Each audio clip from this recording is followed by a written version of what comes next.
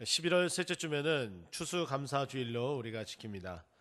추수감사주일에는 1년 동안 하나님께서 지켜주시고 인도하시고 함께 하셨던 그 하나님께 크게 감사하며 그 은혜를 주님 앞에 조금이나마 돌려드리는 일들입니다. 그러나 1년에 이렇게 단 한 번 정도 단회적으로 이렇게 감사를 한다는 것은 어떻게 보면은 하나님께서 우리에게 말씀하신 범사에 감사라는 그 말씀에 조금은 이율배반적인 모습이 아닐까 저는 생각을 해봅니다. 특별히 우리는 한 영혼이 주님 앞에 나올 때에 그 기쁨과 그 감사함이 더욱더 넘쳐나야 되는데 올해 2019년 하반기 새생명 축제는 바로 추수감사주일 바로 다음 주일 바로 11월 24일에 준비되어지고 있습니다. 이번 새생명 축제는 또 다른 타이틀을 하나 얻게 되었는데요. 그것은 다산이라는 많은 새생명을 낳자해서 다산 새생명 축제로 준비되어지고 있습니다. 저는 그래서 다다음 주이지만은 좀 한 주 건너뛴 모습이지만 다산을 위해서라면 우리는 과연 어떠한 모습으로 남은 2주가 동안 지내야 되는지에 대해서 오늘 본문 말씀을 가지고 함께 은혜를 나누고자 합니다. 오늘 본문 1절을 보게 되면은 수일 후에라면서 시작이 되어집니다. 이 수일 후에라는 것은 바로 1장에 나타나는 그 사건을 이야기를 하고 있는데 1장 21절에 보게 되면은 그들이 가버나움에 들어가니라 라고 이야기하며 그 회당에서 그 가버나움 회당에서 안식일에 귀신 들린 자를 내어쫓는 그 고침을 받게 되는 그런 역사를 나타나게 됩니다. 그리고 나서 사람들이 그 예수님에게 몰려들기 시작하니까 예수님은 한적한 곳으로 피하게 되고 그 한적한 곳에서 특별히 또 이렇게 말씀하시는데 우리가 다른 가까운 마을들로 가자 거기서도 전도하리니 내가 이를 위하여 왔노라 라고 말씀하시며 갈릴리 온 지방을 다니면서 전도하셨던 모습을 우리는 볼 수가 있습니다. 이것이 마가복음 1장 38절에 언급되어진 말씀이죠. 바로 예수님께서는 전도하기 위해서 많은 사람들에게 찾아갔고 또 그들에게 필요한 것들을 채워주시고 때로는 치유하시고 또 은혜를 베푸셨습니다. 근데 오늘 보면 1절에 보면은 그 일이 있은 후에 수일 후에 갈릴리를 돌아다니며 전도한 후에 다시 가버나움에 들어가시니 라고 소개가 되어집니다. 다시 갈릴리 지나서 가버나움에 들어가셨는데 우리가 이름은 알지 못하지만은 어느 한 집에 들어가 계셨다라고 언급이 되어지고 2절에 보면은 그 환경이 어떠한지 우리에게 소개가 되어지는데 많은 사람이 모여서 문 앞까지도 들었을 자리가 없게 되었는데 예수께서 그들에게도 말씀하시더니라고 소개가 되어집니다. 예수님의 소문은 이미 온 마을에 다 퍼져 있었기 때문에 그리고 회당에서 귀신 들린 자를 또 쫓아냈었던 역사도 있었기 때문에 이 가버나움 안에서 누군가의 집에 들어갔을 때에 예수님이 오셨다라는 소문으로 인하여서 많은 사람이 몰려들었습니다. 인산인해를 이뤘고 문정성시를 이뤄서 도저히 많은 사람들이 빽빽하게 앉아 있어서 도저히 움직일 수 없는 상황이었습니다. 그런데 바로 이 소문을 들은 사람 중에 한 사람이 있는데 그 사람은 오늘 본문의 주인공이다라고 볼 수가 있는 바로 중풍병자였습니다. 이 중풍병자가 자신의 이 중풍병을 치유받고 싶은 심령이 너무나 강한 나머지 그 주위 사람, 네 사람이라고 소개가 되어지는데 아마도 친구나 가까운 친인척이라고 우리는 추정해 볼 수가 있습니다. 이 네 사람이 걷기가 몹시 불편한 이 중풍병자를 데리고 바로 그 집까지 다다랐습니다. 그래서 예수님 만나고 그리고 예수님에게 기도를 받으면은 치유를 받을 것 같은데 도저히 들어갈 수 없는 상황이 되었습니다. 그러나 이 중풍병자와 그리고 4명의 이 사람들은 너무나 사모한 나머지 실행에 옮기는 일들이 있었는데 그것이 오늘 본문의 사건의 시작을 알려주고 있습니다. 그래서 저는 오늘 이 본문 말씀을 통해서 여러분과 함께 나누고 싶은 것은 한 생명 그리고 다산을 위해서라면은 하나님의 은혜를 특별히 사모해야 됩니다. 오늘 중풍병자의 이 4명의 친구 혹은 이 친척들은 중풍병이 치유받기를 굉장히 사모했어요. 하나님의 그 은혜를 사모했다는 거예요. 그래서 사람이 아무리 많을지라도 예수님에게로 가면은 이 모든 문제가 해결되어질 것이다라고 생각이 되어졌죠. 그래서 3절 말씀 보면은 사람들이 한 중풍병자를 데리고 네 사람에게 메어가지고 예수께로 다가왔다라고 이야기합니다. 우리가 하나님의 그 은혜를 사모한다면, 그리고 특별히 전도의 은혜, 그리고 그 전도를 통하여서 한 영혼이 주님에게 나오는 그 은혜를 사모한다면은 예수님께로 데려올 수 있는 그런 용기와 그리고 힘이 필요합니다. 바로 그 은혜를 사모해야지만이 가능하다는 거예요. 그런데 여기에는 난관이 있었습니다. 예수님에게 도저히 갈 수 없는 환경이었어요. 왜 그러냐면은 사람들이 너무나 많았기 때문이에요. 그러면 어떡합니까? 이들이 할 수 있는 최선의 방법을 통해서 지붕을 뜯고, 그리고 예수님이 있는 자리에 바로 그 중풍병자를 내어 달았습니다. 그래 하였을 때에 5절에 보면은 바로 우리에게 이렇게 이야기합니다. 예수께서 그들의 믿음을 보시고 중풍병자에게 이르시되 작은 자야 내 죄사함을 받았느니라. 지금 우리가 또 사모해야 될 그 은혜는 바로 죄사함의 은혜라는 거예요. 우리는 이 자리에 앉아 있을 수 있는 단 한 가지 이유라면은 바로 우리가 죄사함의 은혜를 받았기 때문입니다. 할렐루야. 우리가 구원받았어요. 그것은 죄사함을 받았다는 이야기고, 그리고 우리 주위에 아직 구원받지 못한 백성들은 그 죄사함을 받지 못했다는 거예요. 우리가 죄사함의 그 은혜를 사모했다면은 우리가 전도해야 될 그 대상자들도 죄사함의 은혜를 받기를 우리가 그 은혜를 사모해야 된다는 거예요. 그래서 그 은혜를 사모해야지만이 그들을 데리고 올 수 있다는 거예요. 그들도 내 친구, 친인척, 내 이웃, 그들도 바로 죄사함의 은혜가 필요하기 때문에 하나님 이제도 그들을 위해서 기도하고 그들을 데려오기를 소망합니다. 이렇게 기도하셔야 된다는 거죠. 그리고 실질적으로 그들을 이 자리에 모시고 오셔서 죄사함의 은혜를 받아야 된다는 겁니다. 그러할 때에 바로 다산 새생명 축제가 정말 천국 축제 잔치가 되는 줄 믿으시기 바랍니다. 세 번째 우리가 사모해야 될 그 은혜는 무엇이냐면은 바로 10절 말씀인데요. 그러나 인자가 땅에서 죄사하는 권세가 있는 줄 너희가 알게 하려고 하노라 하시고 중풍병자에게 말씀하시되, 지금 예수님께서 이 말씀을 하신 이유는 바로 이렇습니다. 내가 죄사함을 받았느니라 라고 이야기했더니 그 수많은 무리들이 있는 가운데에 서기관 한 사람이 있었습니다. 그 서기관 그 한 사람이 어떠냐면은 마음에 저 예수가 하나님이야? 감히 죄를 사한다고 이야기를 해? 이런 마음을 가지고 있었다는 거예요. 그런데 예수님이 참 하나님이셔서 그 마음까지도 꿰뚫어 보셨어요. 그리고서 이야기를 하는 거죠. 죄의 사함을 받았느니라 이 말과 내 자리를, 내 상을 가지고 걸어가라 라는 말 중에 어느 것이 더 쉽겠느냐. 예수님은 정확하게 꿰뚫어 보시고 이야기를 합니다.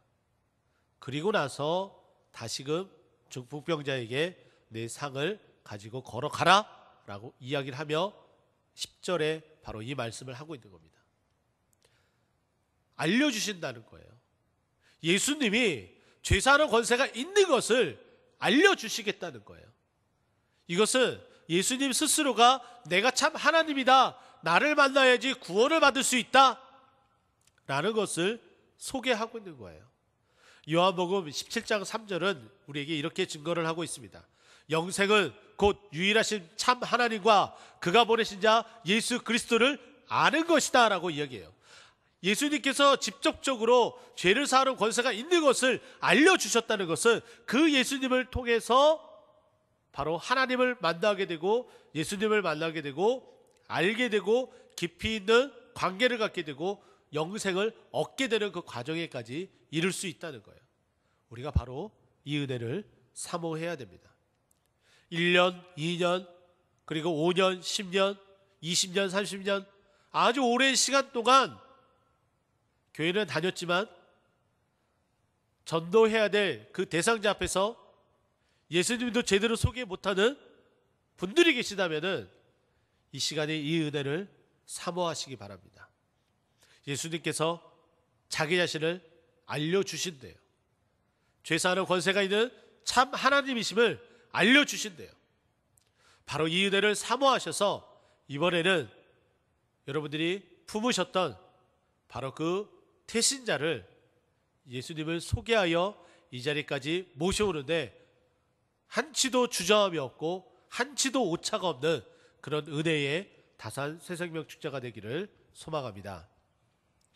바로 이 은혜를 사모하는 것은 바로 우리들에게만 필요한 것이 아니라 바로 이 시대에 살아가고 있었던 사람들, 그리고 모세 시대에도 필요해 있었습니다. 누가복음 17장 말씀 보게 되면은 10명의 나병 환자가 나타나게 됩니다.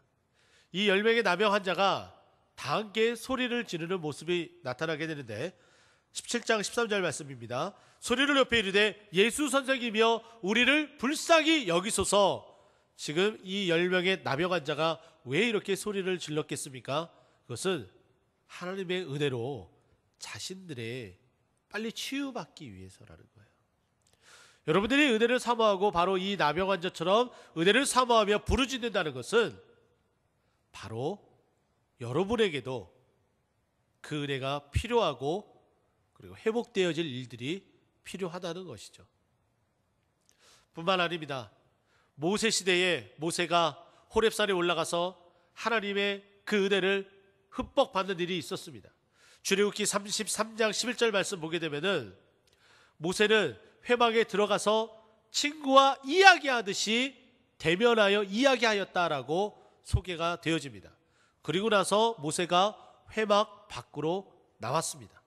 그런데요, 우리는 여기까지만 많이들 알고 있는데요, 그 33장 11절 마지막 부분에 보면은 이렇게 언급을 하고 있습니다. 여호수아는 회막을 떠나지 아니하였더라라고 말씀하고 있어요. 그곳에서 눈의 아들 여호수아는 모세가 여호와 하나님과 친구처럼 대면하여 은혜받고 변화된 모습으로 나오는 모습을 보고 나도 모세처럼 하나님의 은혜를 받고 말 테다라는 그 은혜를 사모하는 마음으로 그곳에서 떠나지 못했다는 거예요. 여러분에게도 바로 그런 은혜를 사모하는 마음이 있었으면 좋겠습니다. 그래서 여러분들이 품고 데리고 오셔야 될 태신자에게만 하나님의 은혜가 임하는 것이 아니라 여러분들 은혜를 사모하여서 여러분에게도 하나님의 크신 은혜로 여러분의 기도 제목과 여러분의 각종 기도 제목들 하나하나가 모든 문제들이 다 풀어져서 주님께 큰 영광 돌리는 여러분 되시길 예수 그리스도 이름으로 축원드립니다. 두 번째는 4절 말씀인데요, 무리들 때문에 예수께 데려갈 수 없으므로 그 계신 곳에 지붕을 뜯어 구멍을 내고 중풍병자 누운 상을 달아내리리라고 소개하고 있습니다. 저는 두 번째는 다산을 위해서라면은 적극성이 필요하다라고 말씀드리고 싶어요. 보세요. 인산인해를 이뤄서 도저히 갈 수 없는 환경이었습니다. 이 지역, 팔레스타인 지역의 가옥 구조를 보게 되면은 우리가 생각하고 있는 지붕, 기울기가 있는 그런 지붕의 형태는 아닙니다. 흙벽으로 지은 그냥 평평한 예전에 옥상이 있는 그 집의 그 옥상처럼 바로 그런 가옥 구조를 가지고 있습니다. 이 중풍병자와 4명의 이 사람은 너무나 은혜를 사모한 나머지 이 문제를 해결받기 위해서 중대한 결심을 내리게 됩니다. 지붕으로 올라갔죠. 그리고 나서 뾰족한 도구를 가지고 그 지붕을 뜯어내기 시작을 합니다. 지붕을 뜯어낼 때 위에서는 열심히 뜯어내지만 그 안에 예수님과 몰려있는 그 수많은 사람에게는 어떤 일이 벌어질까요? 마른 하늘에 날벼락처럼 흙먼지가 떨어지기 시작할 거예요. 모두 다 한마디씩 하겠죠. 이게 뭐야? 거기 누구야? 하지 말라고 여러 가지 고성과 함께 예수님이 있었던 그곳은 아수라장이 되고 난장판이 되었을 겁니다. 그런데도 멈춤 없이 계속해서 파기 시작을 합니다. 아무리 작은 자라도 오늘 본문에는 이 중풍병자가 작은 자라고 소개가 되어지는데, 아무리 작은 자라도 이 사람을 내리기 위해서는 이 흙 지붕을 파는데 꽤 시간이 걸렸을 겁니다. 혹은 그 안에 문 밖에서 있는 사람이 올라와서 하지 말라고 뜯어 말겼을지도 모르겠습니다. 그러나 멈춤 없이 계속해서 파기 시작을 했습니다. 그리고 나서 사람을 달아내릴 그 기회가 되었을 때에 4명의 사람이 이 중풍병자를 내렸습니다. 예수님께서 5절에 그 믿음을 보셨다라고 말씀합니다. 한 영혼을 주님께로 데리고 오는 데 있어서 우리가 이렇게 적극성을 띠고 한다면 우리가 그 영혼을 사모하고 그 영혼이 주님께 돌아오기를 간절히 바라는 마음, 바로 그 믿음을 우리 주님께서 보신다는 거예요. 그리고 그에게 오전에 있는 말씀처럼 내가 죄사함을 받았느니라 라고 죄사함의 역사, 구원의 역사가 일어난다는 거예요. 여러분 보세요. 매년 새생명 축제를 1년에 2번씩 합니다. 매년 1년에 2번씩 가서 선물만 받고 돌아가는 사람들이 있을 거예요. 올해도 또 마찬가지가 될 수도 있습니다. 그 사람이 1년에 2번만 와야 됩니까? 아니잖아요. 우리처럼 죄사함을 받고 구원받아서 매주 주님 앞에 나와서 예배드리며 주님 앞에 영광 돌려야 되잖아요. 우리가 적극성을 띠지 않으면 구원에 이르도록 인도할 수가 없습니다. 일부 예배 성도들과 이렇게 나눴습니다. 이번 새생명 축제를 위해서 품고 있는 태신자가 있습니까? 그러면 거금을 한번 드려서 한번 밥 한번 드시기 바랍니다. 이렇게 이야기를 했어요. 요즘 뭐 웬만하면 10,000원이죠. 갈비탕 사드리세요. 10,000원 투자하세요. 많이 비싸졌나요? 13,000원, 14,000원입니까? 4,000원 더 투자하세요. 적극성, 그리고 기도하세요. 그리고 식사하시면서 이야기 나누세요. 오랫동안 기도하였고, 그리고 함께 믿음 생활 같이 하고 싶다. 그리고 후일에 같이 천국에 가고 싶다. 그러기 위해서는 예수님 믿고 함께 교회 생활, 믿음 생활 해야 된다. 적극적으로 전도하시기 바랍니다. 태신자는 적었지만은 문자 하나, 전화 하나, 방문도 한 번도 안 해놓고 기도만 하였다. 그리고 나물나라 하는 그런 모습은 이제 좀 사라졌으면 좋겠습니다. 적극성을 띠고 이 4명의 친구의 그 모습처럼, 이 가족의 모습처럼 중풍병자를 내려야 되는 거예요. 예수님 앞까지 모시러 가야 되는 거예요. 수많은 난관이 있죠. 사람들이 저지를 하고 그만하라고 이야기를 하고 욕을 먹을 수도 있습니다. 흙먼지가 날리고 있지만은 그것은 전혀 장애물이 되지 않습니다. 왜냐하면 그 적극성에는 그 영혼을 사랑하는 마음이 있기 때문입니다. 누가복음 18장에 보면은 여리고에 한 맹인이 있습니다. 이 한 맹인이 늘 안 보이니까 자기가 친인척이 데려드는 곳에서 늘 구걸하고 있었습니다. 근데 그 구걸하는 곳에서 가만 보니까 사람들이 웅성웅성하는 소리가 들리기 시작을 하는 거예요. 이게 어찌된 일이지? 여기는 그런 웅성웅성한 일이 없는데 왜 그러지? 그래서 물어보는 거예요. 여보셔 갑자기 이렇게 사람이 많은 이유가 뭐요? 무엇 때문에 그러? 라고 물어봅니다. 그랬더니 그 모여있던 사람 중에 한 사람이 이 맹인에게 이야기를 합니다. 예수님이 왔어. 예수님이 여기 지나가셔. 그랬더니 이 한 맹인이 누가복음 18장 18절에 이렇게 이야기합니다.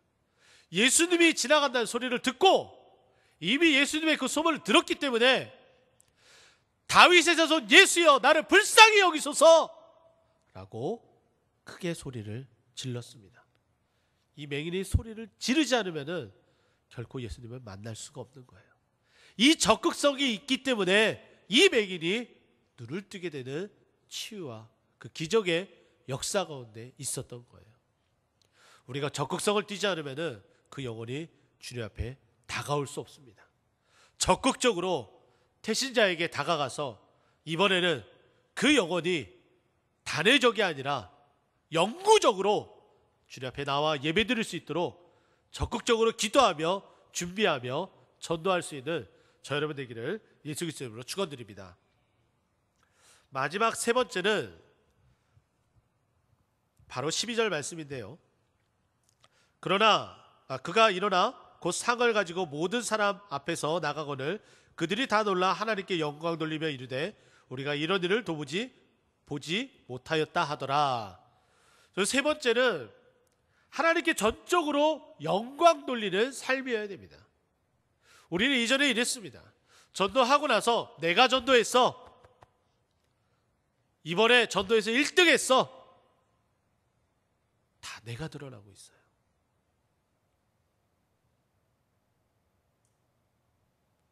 내가 드러나서는 안 됩니다. 오직 하나님만이 그 영광을 받으셔야 돼요. 내가 그 영광을 가르쳐서는 안 돼요.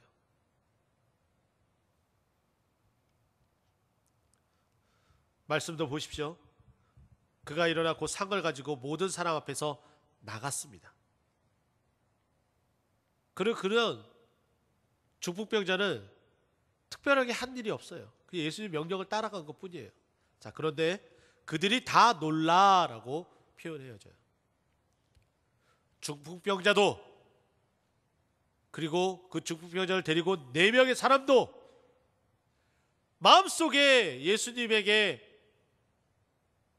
의심을 가졌었던 그 서기관도 다 놀란 거예요. 이것은 하나님이 하신 일이기 때문에 놀란 거예요. 그래서 하나님께 영광 돌리게 되었습니다. 내가 전도했다고 하지만은 하나님께서 그 마음을 변화시켜 주지 않으면은 그 사람은 교회 못 옵니다.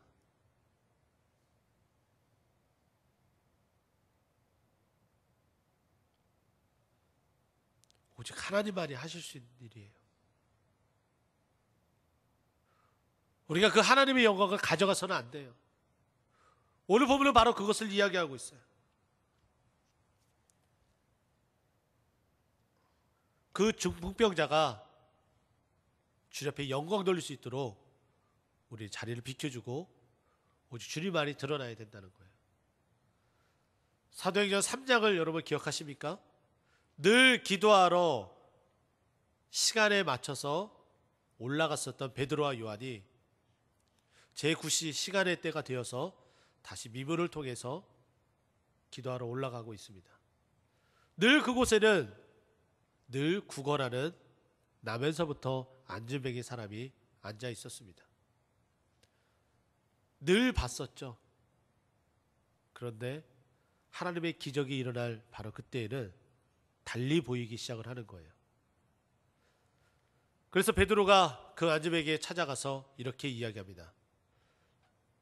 내게 은과금은 없거니와 내게 있는 것으로 내게 주노니 일어나 걸으라 라고 오른손을 잡고 일으키니까 그가 어떻게 됐습니까? 걷기도 하고 뛰기도 하며 하나님을 찬송하니 라고 사도행전 3장 8절에 말씀하고 있습니다. 베드로와 요한이 주인공이 되는 것이 아니라 하나님의 기적이 나타난 남원서부터 안진뱅이였었던 치유받고 고침받고 은혜 받은 태신자, 바로 그가 하나님께 영광 돌리는 것으로 나타나고 있어요. 이번 다산 새생명 축제가 저는 그래야 된다고 저는 봅니다. 그들이 와서 걷기도 하고 뛰기도 하며 하나님을 찬송해야 된다고 봅니다. 뿐만 아닙니다. 아까 좀 전에 예를 들어서 이야기하였던 10명의 나병 환자 다 고침을 받았습니다. 그런데 딱 한 사람만 예수께 나가와 영광을 돌렸습니다. 그 모습을 보고서 예수님께서 누가복음 17장 17절에 뭐라고 책망하시냐면 나머지 9은 어디 있느냐? 라고 이야기합니다. 그 9 가운데 우리가 있지 않습니까? 하나님께 영광 돌려야 되는데 내가 드러나려고 하지 않습니까? 우리 모두 그 한 사람이 되었으면 합니다. 그 한 사람은 바로 오늘 본문에서는 모두 다라고 소개가 되어집니다. 중풍병자 받은 자나 그 고침을 받은 그 중풍병자나 그 4명의 사람이나 그 안에 있는 모든 사람들, 심지어는 의심하고 마음에 다른 마음을 품었었던 그 서기관마저도 하나님께 영광 돌렸던 것처럼 우리 안에 그런 일들이 있었으면 좋겠습니다. 예배는 그리고 한 영혼은 다 하나님이 가장 사랑하고 소중히 여기는 것이죠. 다산을 위해서라면 우리가 은혜를 먼저 사모하고 적극적으로 다가가며 그리고 오직 하나님께만 영광 돌리는 우리가 되어서 이번 11월 24일 다산 새생명 축제가 주님께는 큰 영광이요 우리에게는 큰 기쁨이 되기를 예수 그리스도 이름으로 축원드립니다.